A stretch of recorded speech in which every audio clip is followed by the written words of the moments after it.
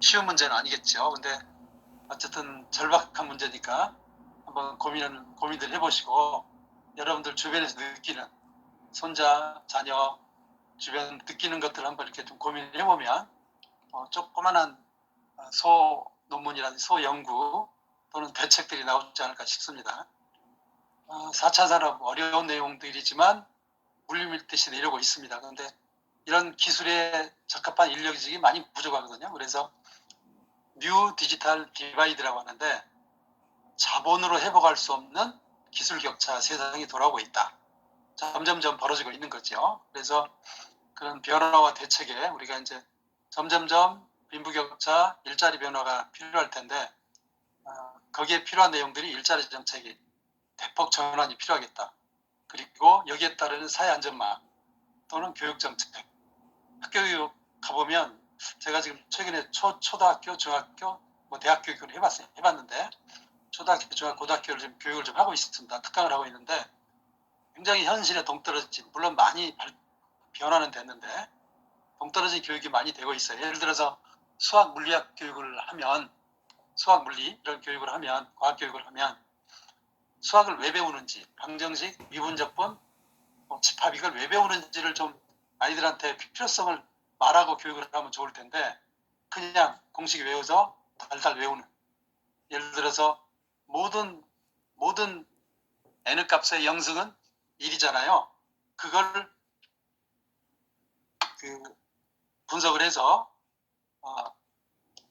이해를 하면 굉장히 수학 물리학이 쉽고 재미있을 텐데, 그러지 못하는 것들이 꽤 내용이 있더라고요. 현장에 가보니까. 그런 정책들이 필요하지 않겠나 싶습니다.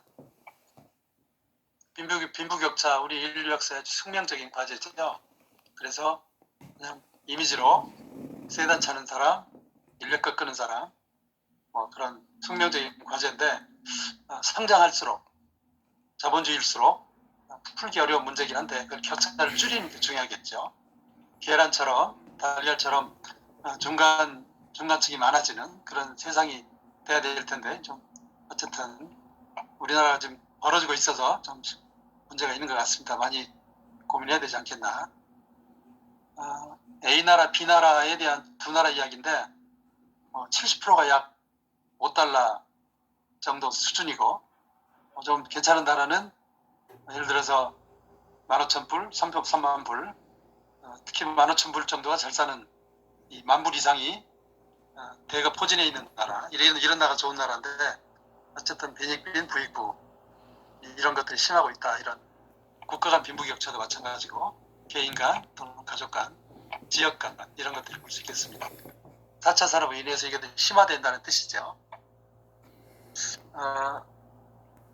토마스 피케티라는 사람이 빈부격차가 노동소득은 자본소득을 결코 앞지를 수 없다, 이런 말을 했는데, 심각한 내용이긴 하지만 어쨌든 인정할 수밖에 없는, 이걸 어떻게 줄일 수 있을까, 이런 고민이 필요하겠습니다. 그래서 그렇다고 노동소득을 급여를 대폭 인상할 수 없는 문제고, 복지소득을 좀 많이 키우는 게 좋겠죠. 최근에 어느 회사들 보니까 연봉 1,000만 원씩 막 이렇게 올렸더라고요. 큰 기업들 보니까, 대기업들, 특히 IT 업계들이 그러더라고요. 아마 인력 수급 때문에 그런 것 같아요. 그래서 어쨌든 자본소득도 굉장히 중요한데, 노동소득과 자본소득의 대비 어떻게 우리가 해소할 것인가 고민해 볼 필요가 있다고 그렇게 있습니다.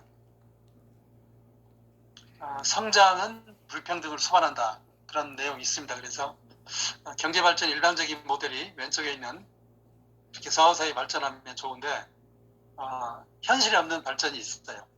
중간쯤 바로 급상하는 이런 내용들이 있을 수 있습니다. 그래서 불평등을 수반할 수밖에 없다, 성장이라는 게.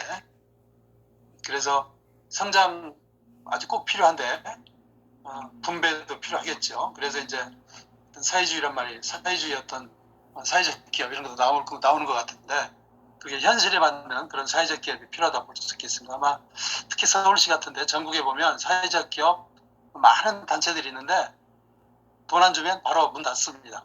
그게 문제죠. 일정 기간만 지원해주고 나머지는 자생하게 해야 되는데, 그렇지 않는 것들이 많이 있는 것 같습니다. 제가 서울시 시민 예산위원을 몇 년 했는데 어쨌든 그 안에 들어가 보니까 잘못 쓰이는 예산이 꽤 많더라고요. 다음 넘어가겠습니다. 4차 산업의 전개 속도, 질, 양 이런 게 있는데 굉장히 지난 100년간, 향후 15년간 변화가 점점점 급상승하고 있다. 속도가 빠르고 있다. 질도 높아져가고 있고 양도 많아져가고 있다. 여기에 우리가 어떻게 대처할 것인가 고민할 필요가 있다고 보겠습니다. 이런 아주 그냥 심각한 아주 바로 대두될 수 있는 내용을 뉴 디지털 디바이드라고 생각해봤는데 기술 격차 풀 뽑고 있는데 여기는 지금 제초하고 있죠. 아니면 뭐 유기농 농업 이런 것들이 발전하고 있는데 어쨌든 자본으로도 회복할 수 없는 기술 격차가 오고 있다. 세상이 돈이 있다고 기술을 가질 수 없는 거죠. 물론 이제 큰 기업들은 뭐 아주 큰 돈으로 M&A 기업을 M&A 하겠지만 자, 일자리 변화를 가져온다. 4차 산업이.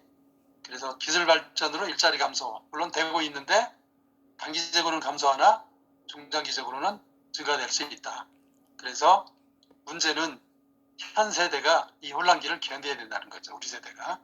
아마 우리 지금 저는 괜찮지만 우리 자녀 세대 청년들한테 심각한 세상이긴 한데 어떻게 견딜 것인가가 현 정부나 우리 기성세대가 할 일이 아닌가 싶습니다. 현실화된 디지털 산업들, 아마존고 보면 무인 점포죠. 무인 점포인데 미국의 타임스퀘어 이런 데 가보면 그냥 물건만 들고 나오면 카메라가 물건을 보고 사람이 가지고 들어가는 카드에 자동 결제를 해서 그 상품을 보고 카메라가 천장에 달려있는 그 상품에 대한 가격을 매치시켜서 바로 결제되는 나오면 그냥 바로 결제되는 거 들고 나오면 그런 게 아마존 거죠. AI 점포죠. 맥도날드 키오스크 디지털 키오스크 보면 바로 클릭해서 바로 핸드폰에서 결제될 수 있고 굉장히 거래를 단순화시키는 거죠. 사람이 없어도. 우리나라도 요즘 아이스크림 같은 거, 뭐 사탕 같은 거 무인 점포들 많이 봤죠. 주변에서. 그런 시대가 머지않아서 굉장히 많아질 거로 봅니다.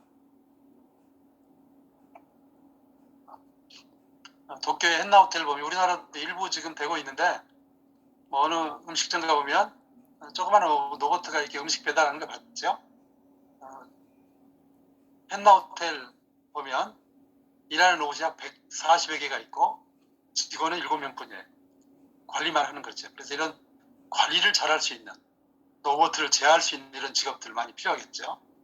그래서 새로운 직업이 많이 태어나고 물론 줄어드는 숫자도 많겠지만 이런 새로운 직업, 드론 드라이버라든지 뭐 등등등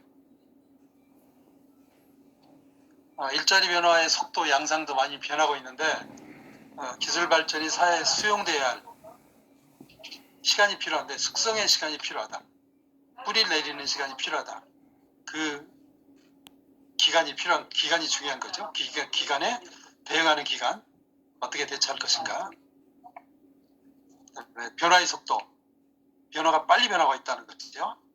그래서 기술이 빨리 오면서 사회적인 어떤 금기, 윤리적 관행 이런 것도 많이 좀 바뀌어야 된다고 볼 수 있겠고요.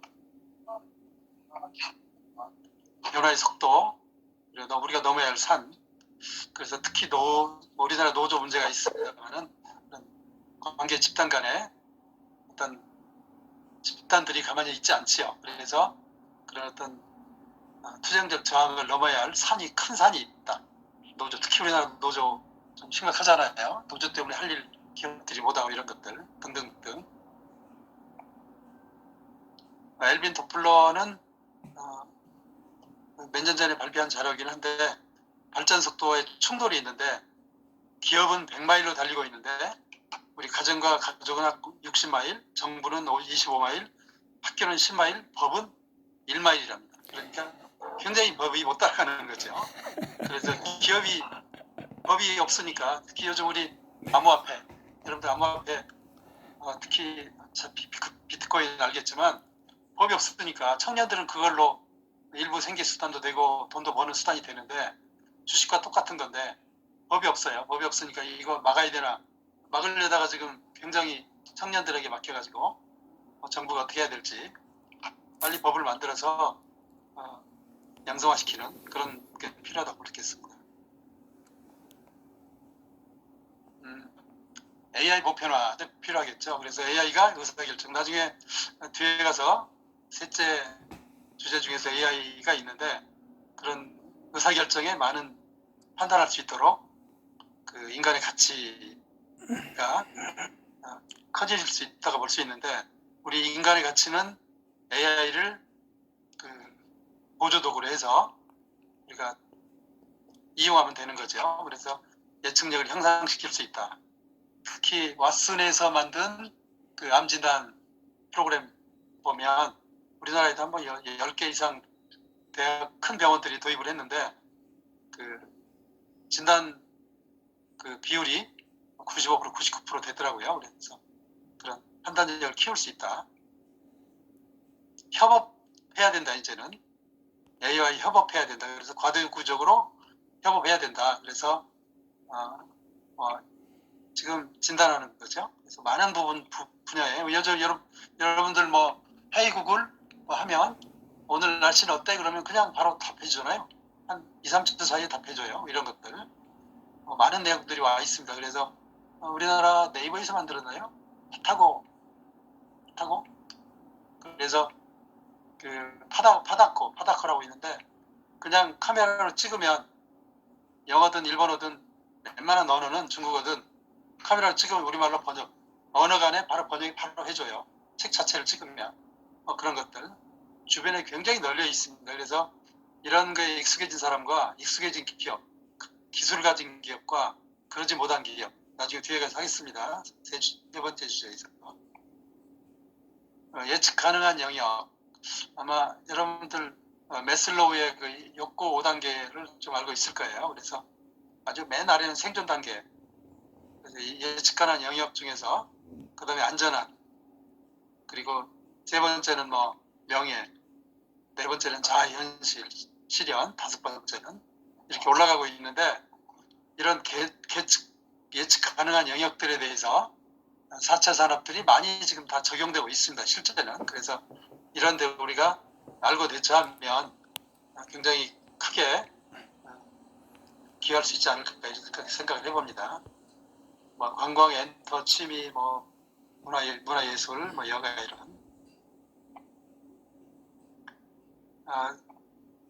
4차 산업 기술 분야가 꽤 많은데 뭐 로봇 다루고 있는 것처럼 자율주행차, 미래 자동차는 자율하고 다릅니다. 뭐 전기, 가스, 수소가스 이런 그리고 드론 자가용 이런 것들, 드론 자동차 이런 거, 스마트 기기 우리가 잘 알고 있는 것들, 5G 그리고 통신 속도죠, IoT 사물 인터넷, 스마트 시티 일부 우리나라도 일부 하고 있습니다.